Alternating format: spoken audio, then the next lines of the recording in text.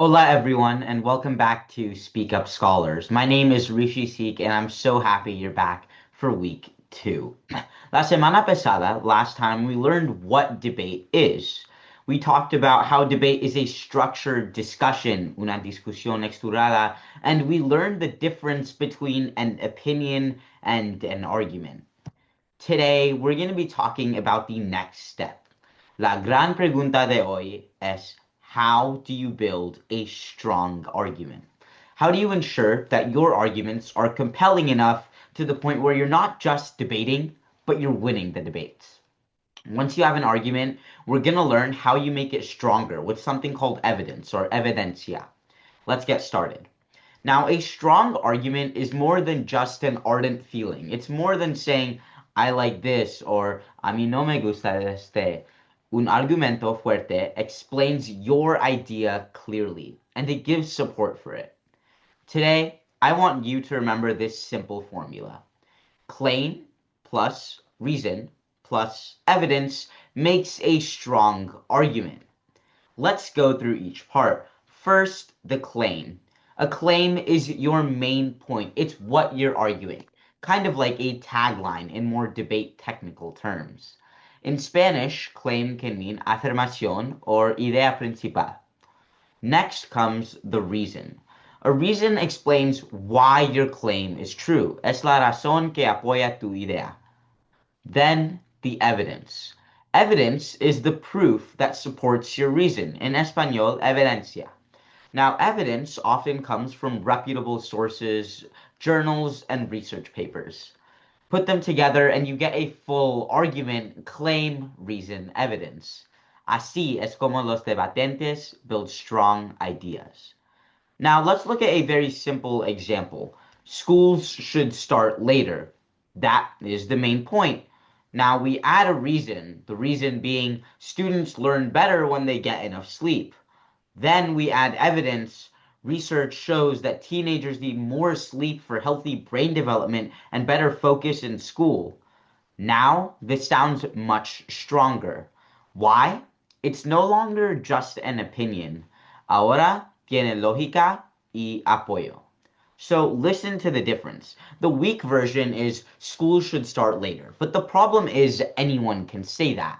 The stronger version would be schools should start later because students learn better when they get enough sleep, and research shows that sleep improves focus and learning. That is the difference between a basic thought and a real debate argument. Now, here's what counts as a weak versus a strong argument. Let's compare one more time. A weak argument is homework is bad. That's just an opinion. Sola es una opinión. But a stronger argument would be homework should be limited because too much homework increases stress and reduces time for rest, something that is vital for rehabilitation and growth and development. Now, an even stronger argument would be backed by what? Evidence. Evidence from a reputable source could tell you something like homework should be limited because too much homework increases stress and reduces time for rest.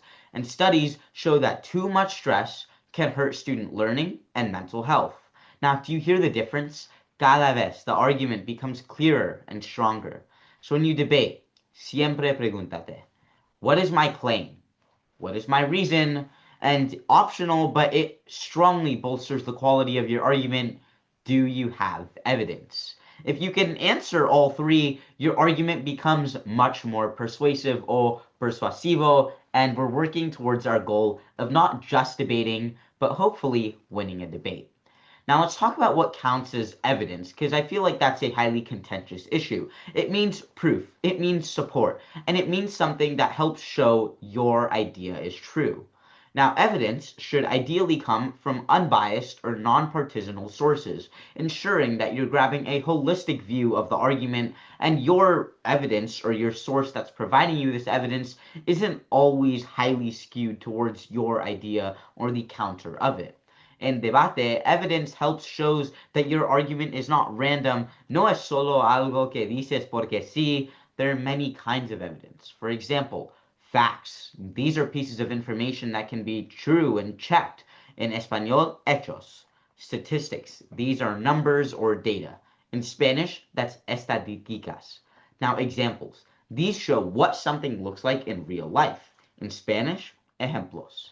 Now, expert opinions. This means information from people who study a topic very carefully. It's often their job to do so. En español, opiniones de expertos.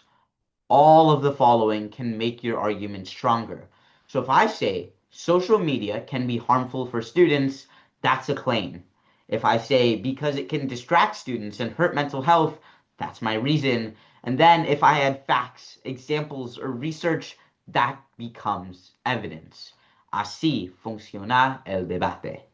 Now, here are the four common types of evidence. Again, facts, information that can be proven. Statistics, numbers and data. Examples, real situations or stories. And expert opinions, ideas from specialists or researchers. Now, you don't always need all four. No siempre necesitas usar los cuatro tipos, but you usually need at least one kind of evidence to make your argument stronger. Without evidence, your argument may sound weak, and with evidence, your argument sounds more credible. It gives people a reason to actually listen to you. That word, credible, means believable or trustworthy. In Spanish, creíble. Y en debate, ser creíble matters so much more. Now, let's use a sample topic. Students should not have homework on weekends. Vamos a construir un argumento juntos. First, the claim. Students should not have homework on weekends. Next, the reason. Students need time to rest, spend time with family, and recharge for the next week. Now, the evidence. Too much stress can hurt focus, motivation, and mental health, so students need balance between school and personal life, ensuring optimal growth and rehabilitation. Now we have a full argument. Now, this is going to be long, but let's read it all together. Students should not have homework on weekends. That's your claim. The reason, because they need time to rest, spend time with family, and recharge for the next week. Too much stress can hurt focus, motivation, and mental health, so students need balance between school and personal life. That's your reason. Now, your evidence could be any sort of study proving that the following does actually happen. That's a real debate point. It's clear, tiene lógica, and it has support. Now, you might ask, why can't I just give my opinion? And la respuesta es muy simple. Because in debate, people need a reason to believe you. Evidence makes your argument stronger because it shows that your point is not just based on personal feeling. No es solamente yo pienso esto, it is yo creo que esto, y aquí es porque me debes belivar. It's why you should believe me. Evidence helps answer the question, why should the judge, the audience, agree with me? That's the most critical part. In debate, the best speaker is not always the loudest speaker. El orador más fuerte is often the one with the clearest reasoning and the strongest support. So remember, opinions start the conversation, evidence closes it out. Now let's talk about some common mistakes that beginners make. Mistake number one, only giving an opinion. I cannot stress this enough. Evidence and reasons matter. You can't just say uniforms are bad. Es demasiado simple. Mistake number two, giving a claim but no evidence. Although it's not 1000% mandatory, when you do have evidence, you're already on your way to becoming a much better debater and public speaker. For example, uniforms are bad because students do not like them. Sure, that was a great claim and that was a great reason, but where's your research? Did you conduct a poll in your school or did you conduct a survey in your community to get this? That is a reason, but it's still weak. Todavía es débil. Now, mistake number three, using evidence that doesn't match the argument.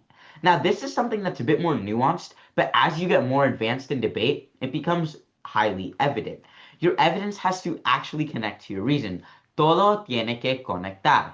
Claim, reason, evidence. When all three parts connect and flow like synergy, your argument becomes much stronger. Ahora te toca a ti. Pause the video here and try building your own argument.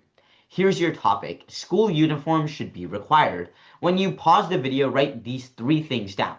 Your claim, your reason, and you guessed it, your evidence. You can use this sentence frame. I believe blank because blank, and blank shows that this is true. Aquí tienes un ejemplo. I believe school uniforms should be required because it ensures that there's reduced distractions, and schools often work better when students can focus more on learning. Or, I believe school uniforms should not be required because students should have freedom of expression, and personal expression is an important part of student identity, as backed by student-led research. Now, pause the video now and give it a try. Welcome back, buen trabajo. If you were already able to come up with a claim, a reason, and some evidence of any support, then you are already building real debate arguments. Eso es un paso enorme. Now let's do one more quick check together. Let's listen to these two examples. Example 1. Phones should not be allowed in class because they distract students. Can you tell me what two parts of the three-part argument I had? Now, example 2. Phones should not be allowed in class because they distract students, and many teachers report that phones make it harder for students to stay focused during lessons. We see that example 2 is overwhelmingly stronger because it includes support. It gives more than just an opinion. Se acerca más a un argumento real de debate. That is exactly what you want to do. Now, before we finish, I want you to remember the three big ideas from today. A strong debate argument has three parts: claim, reason, evidence. Second, evidence means proof. Puede ser hechos, estadísticas, ejemplos, o opiniones de expertos. Third, evidence makes your argument more credible, more believable, and more persuasive. At SpeakUp Scholars, we're not just learning how to speak, we are learning how to support our ideas clearly and confidently. Poco a poco, step by step, you are becoming stronger debaters. Gracias for joining today's lesson, and I'll see you in the next video. Every voice matters, pero las voces fuertes use reasons and evidence. Thank you.